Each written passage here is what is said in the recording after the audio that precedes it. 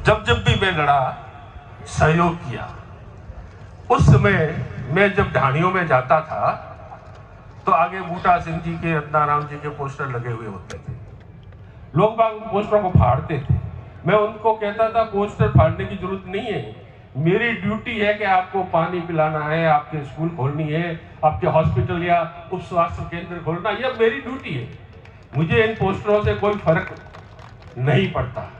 और मैं रानीवाड़ा के क्षेत्र के सभी लोगों का वैसे भी दिल से आभारी हूं कि मैं 78 में राजनीतिक में आ गया था। मैं सरपंच बड़गांव हुआ करता था। 81 में उस समय प्रधान के इलेक्शन नहीं हुए थे, 81 में प्रधान के इलेक्शन हुए थे। 81 से आज आप साल गिन लीजिए कितने साल हुए हैं। जब मेरे स्वर्गीय पिताजी ने प्रधान का रानीवाड़ा का सभी लोगों के आग्रह के बाद में फार्म भरा गया, तब सिर्फ वार्ड पंच और सरपंच प्रधान को वोट देते थे। मुझे वो रानीवाड़ा की जनता का प्यार आज भी याद है और आज भी है। उस समय एक प्रत्याशी थे कांग्रेस पार्टी के, वो पूरे रानीवाड़ा में घूम गए, सभी वार्ड पंच सरपंच सबके पास चले गए। उनके प्रस्तावक तो एक थे हजारीमल जी कागमाला के पूर्व सरपंच, लेकिन समर्थक कोई नहीं मिला। इससे बड़ा क्या हमारे को इज्जत मिल सकती है। उस समय रानीवाड़ा के लोगों ने इज्जत दी। मैं निर्दलीय खड़ा हुआ तब भी मुझे इज्जत मिली। अभी पंचायत समिति के इलेक्शन थे रानीवाड़ा के, मैं हर जाति हर समाज का आभारी हूं कि उन्होंने मेरे पुत्र के सामने किसी ने फार्म नहीं भरा। ये किसी दबाव के कारण से नहीं भरा, ये दिल के अंदर प्रेम होता है, उस कारण से नहीं भरा गया। बड़गांव एससी की सीट थी। बड़गांव पूरा बड़ा गांव है, लेकिन वहां से भी कोई भी एक बंदा तैयार नहीं हुआ। जब मालवाड़ा से एक बंदे को लाया और यहाँ पर भी, ये कम है क्या इज्जत? मेरे लिए ये इज्जत बहुत है। मुझे इस बार कहा लोगों ने देवड़ा साहब कुछ करें, मैंने कहा मैंने जो पाया है इससे ज्यादा मुझे आवश्यकता नहीं है किस चीज की। और मुझे जो रानीवाड़ा के लोगों ने दिया है बहुत कुछ दिया है, लेकिन मैं आज आया इस कारण से, कई लोग मेरे परिवार के बारे में कुछ शब्द कहते हैं। जो नए लड़के हैं उनको जानकारी भी नहीं है कि क्या था क्या नहीं था, वो झूठी बातें करते हैं। वो कहते हैं, और नेताजी खास अभी तक आपको देवड़ा परिवार ने आगे नहीं आने दिया, आप लोगों को पीछे ही पीछे रखा। मैं आपको कहना चाहता हूं, रत्नाराम जी को पहली बार एमएलए बनाया, उस समय मैं भी बड़ा था, मेरे फादर मालवाड़ा ठाकुर साहब सबने सहयोग किया था। जब बने थे, आप मालूम कर ले, कोई गलत हो तो मेरे पास आ जाना और मुझे कहना कि देवड़ा साहब मन से गलत मत बोलो। सेकंड टाइम रत्नाराम जी खड़े हुए थे, किसी कारणवश स्वर्गीय मालवाड़ा ठाकुर साहब दुर्जन सिंह जी के खड़े हो गए थे, लेकिन हमने, मेरे फादर ने ये धारणा रखते हुए कि नहीं मैं पार्टी के साथ जुड़ा हुआ हूं, रत्नाराम जी को वापस जीताया। ये बच्चों को बहकाते हो बिना मतलब का कि साहब के चौधरियों को वोट नहीं दिया, चौधरियों को देवड़ा साहब दुश्मन है। चौधरियों को रत्नाराम जी को बनाने वाले देवड़ा साहब और उनका परिवार साहब। जो आज आप गलत बातें कहते हो, मैं तो कह रहा हूं देवड़ा साहब चौधरी साहब को नहीं, रतन जी को भी बनाने वाला मैं था। 18,000 मैंने लिए थे नारायण सिंह जी के खिलाफ खड़ा होकर। अगर वो 18,000 वोट नहीं मिलते ना तो शायद विधानसभा में नहीं पहुंचते। और वो मुझे आज बता रहे हैं कि इनको हमने जिंदा किया। अब किसने किसको जिंदा किया ये तो मुझे मालूम नहीं है, लेकिन मैं जो आपको कह रहा हूं, मेरे साथ में समर्था जी मेघवाल थे, जिनको हमने कृषि उपज मंडी का चेयरमैन बनाया। हमारे ताराराम जी पुरोहित थे स्वर्गीय, वो रानीवाड़ा के उप प्रधान बने। प्रेमाराम जी चौधरी थे, वो उप प्रधान बने।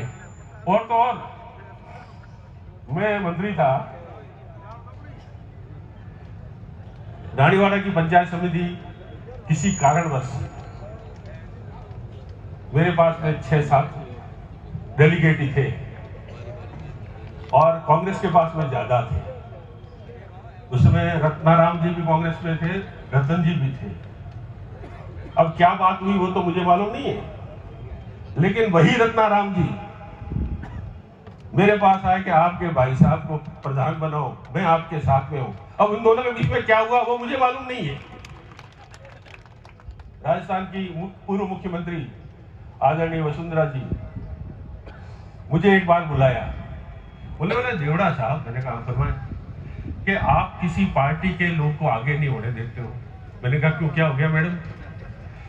तो के रानीवाड़ा का प्रधान आपके भाई है। मैंने कहा है मैडम, और डेयरी का चेयरमैन भी आपका लड़का है। मैंने कहा मैडम है, तो दूसरी पार्टी को किसी व्यक्ति को बनाओ ना।